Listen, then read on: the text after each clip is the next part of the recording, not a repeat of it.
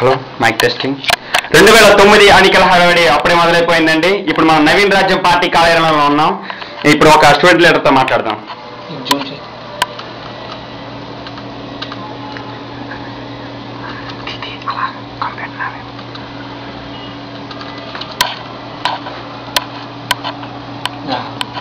ఇక్కడ student leader ఉన్నారండి. Excuse me, మీ name? ఇప్పుడు నా పేరు కార్తిక్ అండి. నేను బీటెక్ చేస్తూ ఇక్కడ ఈ ప్రజారాజ్యం పార్టీ, నవీన రాజ్యం పార్టీకి మనం నామినేట్ అయ్యాను మొన్న. అయితే ఈ రోజుల్లో రాజకీయాలు అనేవి ఎలా తయారయ్యాయంటే అండి, కుళ్ళు రాజకీయాలు, కుతంత్రం అండి. ఎక్కడ you can not find a honest in the way, you know, ఎక్కడ మన హానెస్టీ లేదు. సో నేను ఇక్కడికి రావడానికి కారణం, పర్టికులర్గా కారణం అంటూ ఉందంటే అది కేవలం నవీన్ అండి. ఆయన దేవుడు, మహానుభావుడు, he's a god, you know, he's a god. ఇప్పుడు మన లోకంలో చాలా మంది ఉన్నారు, అదంతా వ్యాంపైర్స్ లా తయారయ్యారు. వాళ్ళందరికీ రాజు, దేవుడు నవీన్. అందుకనే మా పార్టీ క్యాప్షన్ పెట్టాం, నవీనే దిక్కు, నవీనే దైవం, నవీన రాజ్యం అని. నవీన రాజ్యం అది ఎంత వరకు అసలు సమాజంలో అంటూ నీతి లేదు, న్యాయం లేదు. ఎలాగో సమాజంలో నీతి లేదు, న్యాయం లేదు. మా చిరంజీవి గారు ఉన్నారు, తన్నేని సీతారాం గారు ఉన్నారు, వీళ్ళు ప్రజారాజ్యం పెట్టారు. అదే అంశంలో మేము కూడా బయలుదేరదామని చెప్పి నవీన రాజ్యం అనే పార్టీని స్థాపించుకోవాలి. సో అలా ఈ విధంగా చేయడం వల్ల ఏంటంటే మనకి రోజు రోజుకి కొత్త కొత్త అంశాలు తెలియబోతుంటాయి. రాజకీయాలు అంటే డెవలప్ అవుతుంటాయి కదా పర్టికులర్గా. సో మనం ఎలా ఏం చేయబోతున్నాం, ఎలా చేస్తున్నాం అంటూ తెలియాలంటే మాత్రం ఈ నవీన రాజ్యంలో మీరు కూడా తెలియదు. పార్టీ టికెట్ కేవలం ₹2 మాత్రం. అంటే నవీన్ ఈసారి గెలుస్తాం అనుకుంటున్నారా? నేను చెప్తున్నాను, మొత్తం మనకి నాకు తెలిసి 294, 282 సీట్లు ఉన్నాయని నేను అనుకుంటున్నాను. కానీ నాకు తెలిసి నవీన్కి 292లో 292 × 2, నాకు లెక్కలు రావు, అన్ని సీట్లు ఎక్స్ట్రా చేస్తారు, వస్తాడు, ఖచ్చితంగా వస్తాడు, నవీన్ గెలుస్తాడు. ఈ నవీన్ గెలడం వల్ల ఏంటంటే ప్రతి ఒక్కడికి ఒక విధమైన సంబోధమైన, ఒక ప్రగల్భంతో కూడిన వ్యక్తిగతమైన కక్షలు లేకుండా చేస్తాడు. నవీన్లో ఉండే ప్రత్యేక అంశాలు ఏంటండి? అసలు గుణవంతుడు. ఫస్ట్ పాయింట్ గుణవంతుడు అండి. సెకండ్ అండి, ఇప్పుడు నేను student leader, being a student leader, నేను నా పని నేను చదువుకోవాలి, నేను చదువుకుంటున్నాను. కానీ ఆయన ఏంటి, ఒక దేవుడు లాంటి వాడు. ఒక రూమ్ ఉందంటే పర్టికులర్గా ఆయన ఎంత సాదా సీదే మనిషి అంటే సాధారణమైన జీవితం ఇప్పటికీ గడుపుతున్నాడు. అంత రాజకీయ పార్టీ పెట్టి, మా పార్టీ ఇగోండి, ఇదే మా పార్టీ కార్యాలయం.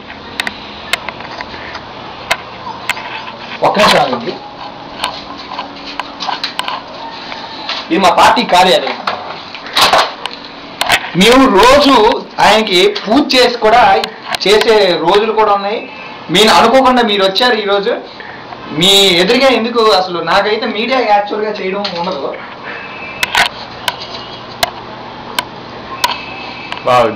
మీరు దేవుడిని కొలిసినట్టుగా నవీన్ కొలుస్తున్నారంటే మా ప్రాణం అండి, మా ప్రాణం. ఒక్క మాటలో చెప్పాలంటే మా ప్రాణం. He's my god. ఎంత అందంగా ఉన్నారండి అసలు నవీన్ గారు. ఆయన మహానుభావుడు సార్. ఆయన ఇంకో విషయం ఏంటంటే, నేను స్టార్ట్ చేసేటప్పుడు అసలు ఎలక్షన్స్లోకి రావాలని నాకు లేదండి. My main motive is just, అసలు నా మెయిన్ మోటివ్ అంటే నవీన్ గారు నన్ను ఫోన్ చేసి పిలిచారు ఆ రోజు నైట్ 12 గంటలకి. నేను నాకు సెమినార్ ఒకటి ఉందని చెప్పి వెళ్ళి వస్తున్నాను. ఈ call me at the time of 12 o'clock అని చెప్పి రూమ్కి రమ్మని చెప్పాడు. ఆయన చేస్తే ఆయన ఆ సింప్లిసిటీ, మేధావి, ఒక ప్రజలు ఎన్నుకున్న నాయకుడి లక్షణాలన్నీ తనలో ఉన్నాయి. ఈ రోజు నేను చెప్తున్నాను అంతే, నవీన గెలుస్తాడు, అడు దేవుడు. ఇప్పుడు నా సహచరుడు, నా పార్టీ మిత్రుడు శ్రీనివాస్ మాట్లాడతాడు, వినండి. ఓకే శ్రీనివాస్ గారు, ఇప్పుడు మీరు చెప్పండి నవీన్ గారి గురించి. నవీన్ గురించి చెప్పడానికి ఇంకేం చెప్పగలండి. ఆయన దేవుడు అని ఇప్పుడే చెప్పారు నా కార్తీక్ గారు. నాకు అతనికి ఎలా పరిచయం అంటే 1997లో నేను రోడ్డు మీద నాకు దిక్కుముక్కు లేకుండా ఉంటుంది. అలాంటి టైంలో మా దేవుడు నన్ను పిలిచారు. చెప్తుంటే అసలు నాకు ఒళ్ళు జర్జరించిపోతుంది. అలాంటి టైంలో నాకు ఎవరు లేరండి. పార్టీ పెడుతున్నాను చేరతావా అని అడిగాడు. నాకు ఈ రాజకీయాలు ఇంట్రెస్ట్ లేదు సార్ అని చెప్పాను. అప్పుడు అతను ఏమన్నారంటే రాజకీయాలు రాజకీయ నాయకులదే కాదు నీలాంటి అనాథత కూడా అని చెప్పారు. నేను ఇప్పుడు అనాథ అన్నందుకు బాధపడ్డాను. ఇప్పుడు ఆయన ఆఫీస్లో ఉన్నందుకు చాలా గర్విస్తాను. ఆయన పార్టీ పెట్టింది మాలాంటి వాళ్ళ కోసం. ఆయన పార్టీ ఎలాంటిదంటే ఎడారిలో ఓఎస్ఎస్ లాంటిది. నిజం చెప్పాలంటే ఎడారిలో నేను చెప్తున్నాము ఆయన ఒక మహానుభావుడు. ఆయనకి మనకి ఎలా ఆదుకున్నారు సార్ అతను కాదు. ఇప్పుడు మన మీడియా వాళ్ళు మన మిత్రులే. అర్థమైందా? ఆయన దేవుడు. మీరిద్దరం అండి నంబర్ మీరు 98లో 7లోనా అది అక్కడ విజయవాడ ఫుట్పాత్ దగ్గర ఉంటే ఆయన వచ్చి ఆదరించి డబ్బులు ఇచ్చి దేవుడు గాడ్ హీజ్ ఎ గాడ్. ఆయన గురించి మేము చెప్పలేము సార్, మాటలో చెప్పలేము. ఆయన చచ్చిపోతాం సార్ మేము. అది ఆయన కోసం అక్కడ ఆయన అసలు యాక్చువల్గా మన మైసూర్లో అండి నాకు తెలియదు ఆయన అంత సింప్లిసిటీగా ఇక్కడ బతికేస్తున్నాడు. కానీ మైసూర్లో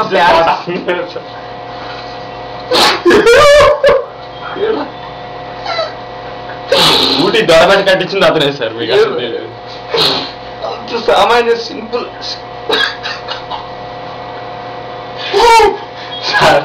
అతను రుణం ఆలోచించడం కదా ఉంచుకోండి సార్. అతను రుణం అతను సీఎం అవ్వాలి. మైసూర్ ప్యాలెస్ తప్పకుండా అవుతాడు. తప్పకుండా అవుతాడు సార్. అసలు సూపర్ కాదు. మైసూర్ ప్యాలెస్ లో అసలు అంత ప్యాలెస్ ఉంచుకొని ఇక్కడ సాదా సీదా జీవితం గడపడం అంటే అది మామూలు విషయం కాదు. అసలు ఏ చిరంజీవి సార్, ఏ చిరంజీవి ఎవరు పనికి చిరంజీవి. ఇప్పుడు చిరంజీవి ఉన్నారంటే ఆయన మెగాస్టార్ అండి. ఆయన స్టేట్ కి మెగాస్టార్, ఈయన భూమికి మెగాస్టార్. అంతే సార్. అసలు సార్ అతన్ని క్రాఫ్ చూసారు సార్ మీరు.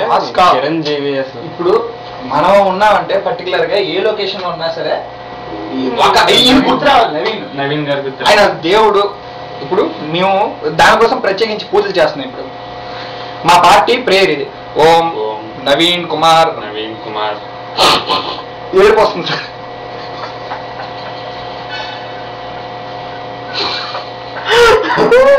ఓకే ఎవరు నవీన్ కుమార్ చుండి రండి పార్టీ తలుపుల మీకే ప్రజల గుండె చప్పుడు మీరే. నీవే మా దిక్కు నీవే మా దైవం అంతా నువ్వే సర్వం నువ్వే. ఓం నవీన్. జై హింద్.